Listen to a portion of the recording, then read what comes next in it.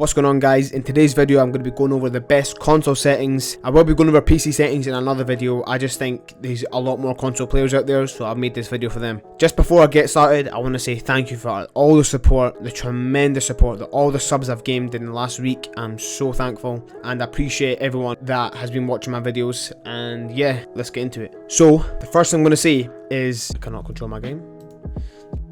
So brightness, I keep it at 50.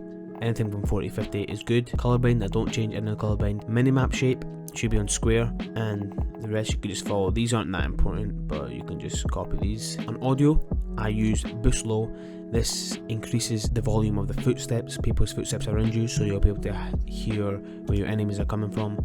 And anywhere from 35 to 40 master volume is good because the ear rape is horrendous in this game. All the airstrikes and all the cluster strikes are just too loud. I do not like them. The rest you could just copy, and most of this is just preference. And I would say turn your music volume down because you don't want to hear the music in game. They'll just put you off your performance at end game when the intense music starts playing. You don't want to hear that. On controllers, before you copy my settings, if you're thinking about that, let me explain something to you.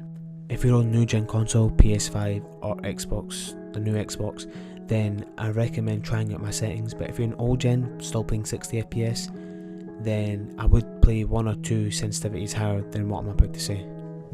The reason being is because frames on the new old Xbox are lower, so it makes your game feel slower, and therefore you have to use a faster sensitivity. Don't fall into the trap of going too fast like 15 or 12. Default flipped is because the PS4 controller has a faster response time on L1 and R1 triggers, so I use that for shooting and aiming in. And I have this, my stick layout preset on default because I play claw. And if you don't play claw, you can try stick and move. So what this does is it makes your right stick jump. So this means that you can perform bunny hops and aim at the same time without taking your finger off the aim button to jump. This will make your movement much better in game. I have this turned off, obviously. Dead zone, I recommend anywhere from 0.04 to 0.08. If you need to go higher because you got dead zone drift, then that's perfectly fine. I play 6.6. I used to play 7.7, but feel like my aim is better on 6.6, but my movement was much better on 7.7. ADS sensitivity, I have it on 0.85. This is very slow for some people. I notice a lot of console players play it on like 15 sensitivity and or 12 or 11. Because the frames are lower, it feels like you're slower, so you have to be faster, and that's why you put your sensor. But I do recommend playing, I would say roughly between 8 and 10 on console. You can try 6, but it probably is going to feel very slow for you, but